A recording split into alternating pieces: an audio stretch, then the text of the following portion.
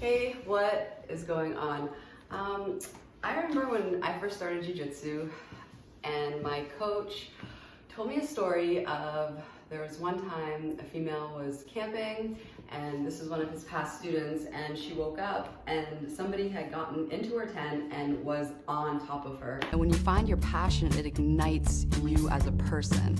You just feel awesome. So he was in the mount position on her. And from that point on, after that experience, she went and took her first jiu-jitsu class because she was like, I need to know a solution to this. So today what we're going to cover is that exact same scenario, and what I'm going to do too is show you the entire sequence. So from different scenarios to the rear naked choke. Let's get started. So yeah, after watching this video, you will be able to understand how Jiu-Jitsu would work against this type of situation. So let's get into it. All right, so if I am mounted, and if you haven't watched my video yet about the different positions, I'll link it down below, but basically you want to know why positions suck and why positions are good. That way, go watch this video and then go watch those videos so you can understand, like, from a physical level what's going on here. So if I wake up and this dude is in my tent and on top of me, this obviously is this sucks, right?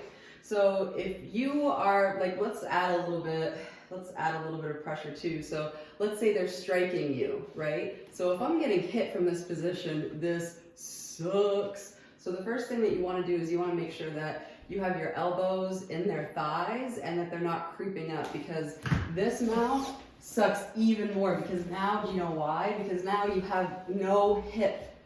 Now your hips are completely ineffective when they're up like that. So in a self-defense situation, the chances are they're not going to be trained, but you might as well just do things correct from the get-go. So from here, what you want to do in order to defend yourself against the strikes, what do you think you should do? Right? If he is on his hands, right, he's not going to be able to use his hands to strike me. So if you bridge by lifting your butt off the ground, this causes him to have to put his arms down, or else he's going for a ride. If he keeps on striking you and doesn't put his hands down, he's going to be face first into the ground. So when you bridge up to defend against the strikes.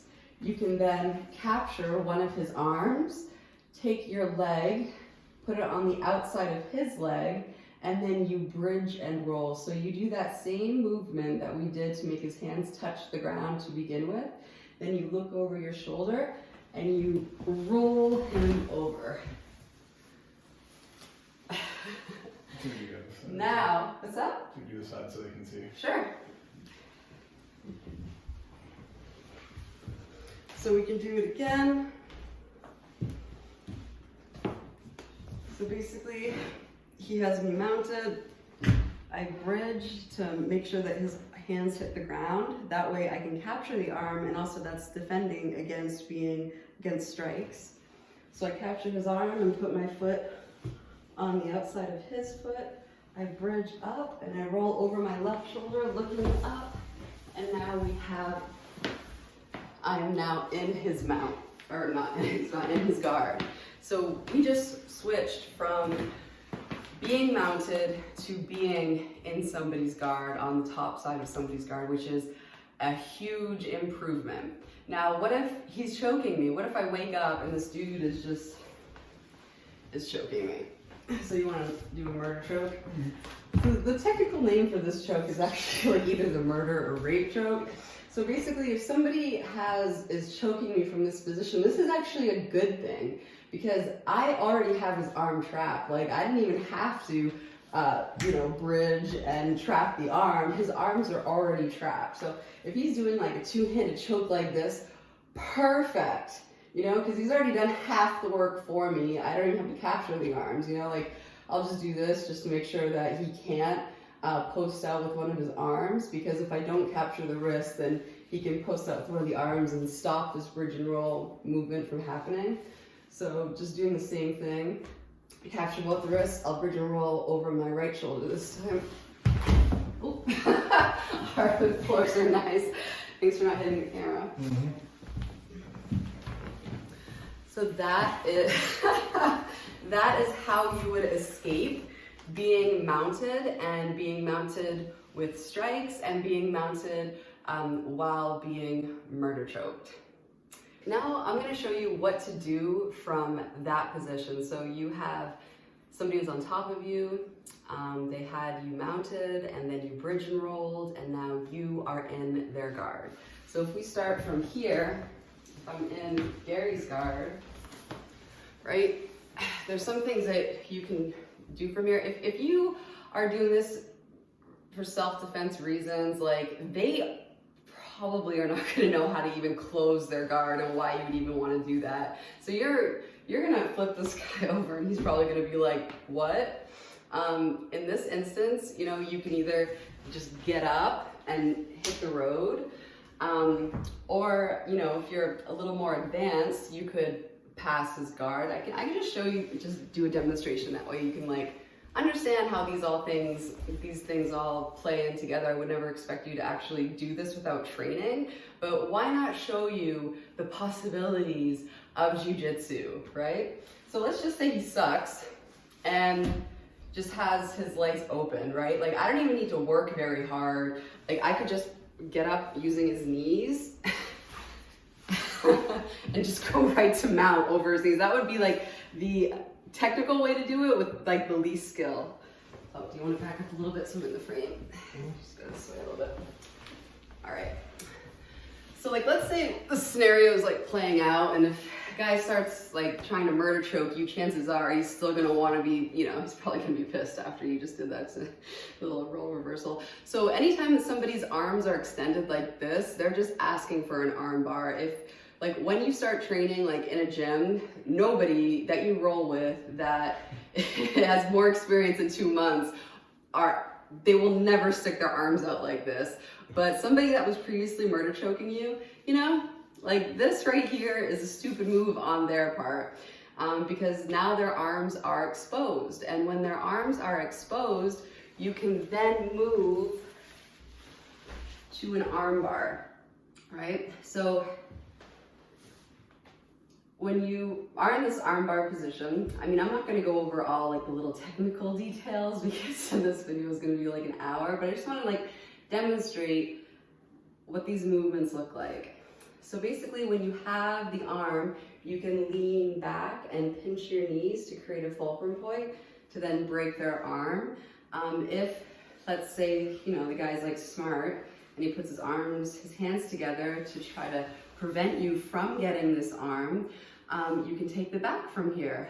And in addition, this is also useful because let's say you broke his arm, but he doesn't care. Like, the only way you can completely demobilize somebody is if, are you okay?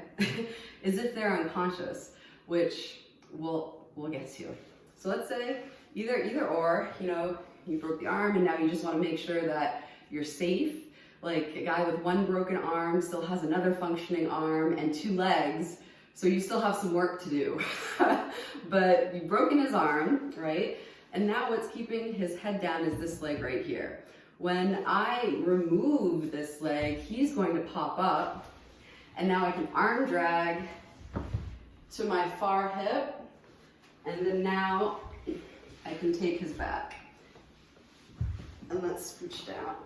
Let's get back in the frame. So now, and let's turn around the other way.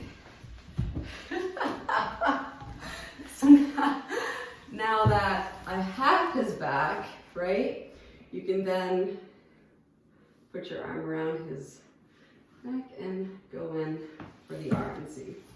So if you want to see this whole thing from beginning to end, a nice little flow, so you can understand like what self-defense, like realist, like if you train jiu-jitsu and this were to happen to you, this would be a method of defending yourself. This would be a way to get out of it. There's plenty of different techniques that you can use, but this one is very good. This is definitely the top escape from mount,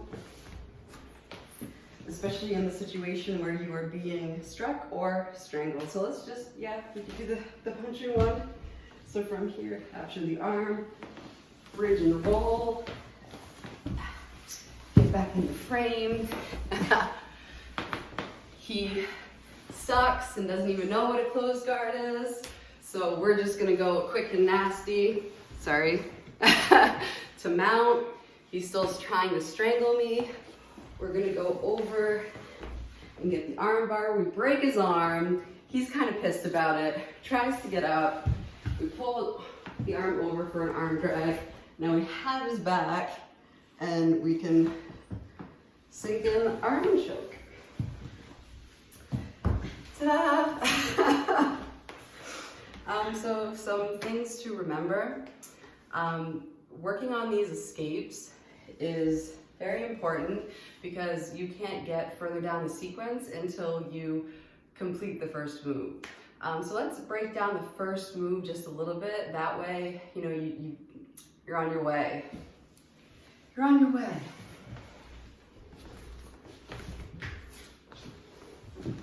All right, so from here, like I said before, make sure they don't scooch up on you. Make sure they don't increase their position to under your armpits. So you want to make sure your elbows are pressed against their thighs. And then if they start hitting you, you want to raise your hips up. That way, you know, it's almost like you're trying to be a bull and he's like the cowboy kind of. You just kind of like want to buck him off.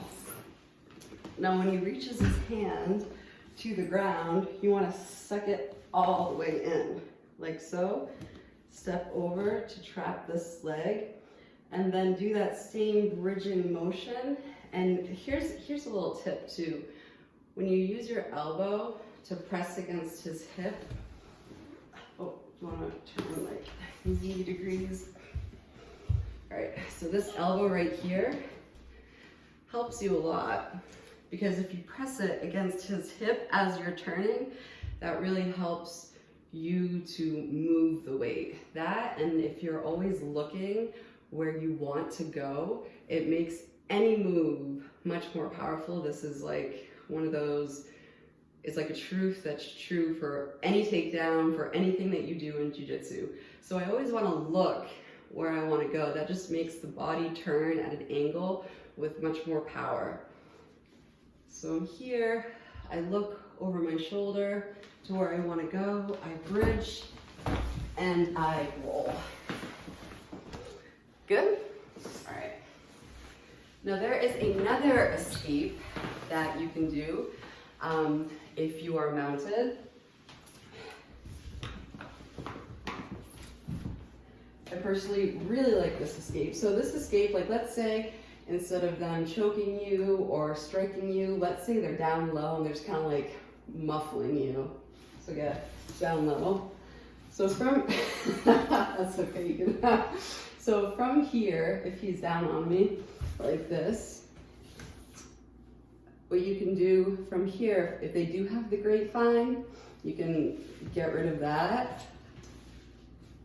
But yeah, so from here, if he just has if he's really low on you, what you can do is you can take this leg and you can suck it in, and then from there you can use this leg as a lever to get him off of you, which is another way that you can go about getting somebody off of you. But yeah, do you have anything? No. No. So yeah, those are like the two primary escapes that I use, and there's a third one too that's where you can get your knee in. But if you are a beginner and you're trying to get out of mount and it's against somebody who really sucks, chances are they won't know how to maintain the mount. So definitely a bridge and roll it would be your number one go-to, especially in a self-defense situation where they're trying to strangle or strike you. And then from there, you can either choose to like get up and run, or if you want, you can just take them out yourself. And then when they try to strangle you from the bottom, then you can do the arm bar, and then you can drag the arm, take the back, and finish the job.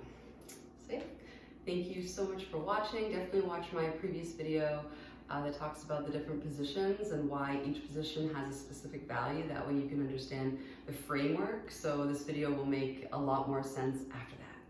But until then, thank you so much for watching, and until next time.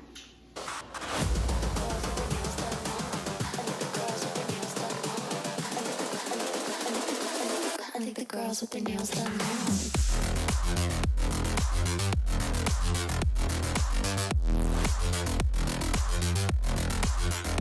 Girls with their